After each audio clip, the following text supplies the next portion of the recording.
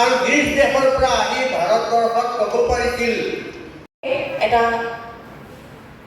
প্ৰক্ৰিয়াৰ জৰিয়তেহে আজিৰ দিনটো আমি উপনীত কৰিব পাৰিছোঁ। পশ্চিমীয়া দেশসমূহত নাৰীৰ অধিকাৰ সম্পৰ্কে বৰ বিশেষ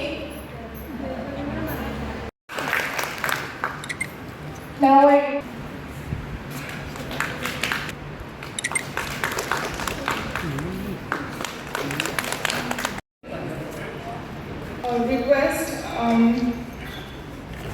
Preeti. So, without further ado, now I would like to request our dignitary to the dais. মংগলময় হওক কামনা কৰিছোঁ।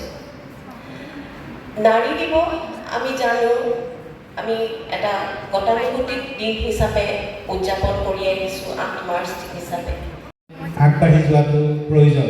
আমি বিভিন্ন ঠাইত দেখা পাওঁ যে মহিলা মজদুৰি যিটো মাত্ৰা বৃদ্ধি পাবৰ কাৰণে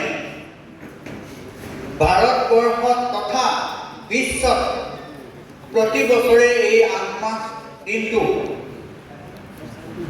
নাৰীৰ সবলীকৰণৰ ওপৰত গুৰুত্ব ৰাখি উদযাপন কৰি অহা হয়। আৰু আমি আমাৰ মহাবিদ্যালয়ত প্ৰতি বছৰে এই নাৰী দিৱসটি আমি অনুষ্ঠিত কৰি আহিছোঁ আৰু বিভিন্ন লোকক আমন্ত্ৰণ কৰি আহি আমি এই কথা জানিব লাগিব যে মহিলাসকলক যে প্ৰথম অৱস্থাৰ পৰা আমি যি দেখিছিলোঁ, প্ৰাচীন কালত যি দেখিছিলোঁ, যি সময়ত মহিলাসকল মাত্ৰ ঘৰুৱা কাম কাজতহে ব্যৱহৃত হৈছিল, আমি এই ক্ষেত্ৰত নাম ল'ব লাগিব ভাৰতবৰ্ষলৈ আক্ৰমণকাৰী হিচাপে অহা চেলুকাছৰ লগত অহা কাৰ্নুলিয়াৰ নাম। তেখেতৰ পুত্ৰ বা কন্যা সন্তানক সুনাগৰিক হিচাপে গঢ় দিবলৈ যথেষ্ট কষ্ট কৰিবলগীয়া হৈছে বা ত্যাগ স্বীকাৰ কৰিবলগীয়া হৈছে। গতিকে সেই ত্যাগ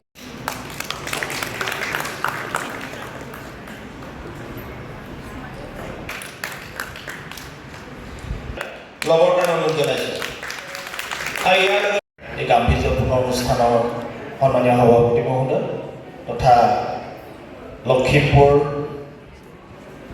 মাণ্ডলিক সমিতিৰ সন্মানীয় সভাপতি মহোদয় প্ৰমুখ্যে আৰু নাৰীৰ সন্মান আৰু নাৰীক স্বীকৃতি দিয়া আৰু নাৰীৰ প্ৰতি কৃতজ্ঞতা প্ৰদৰ্শন কৰাৰ দিন।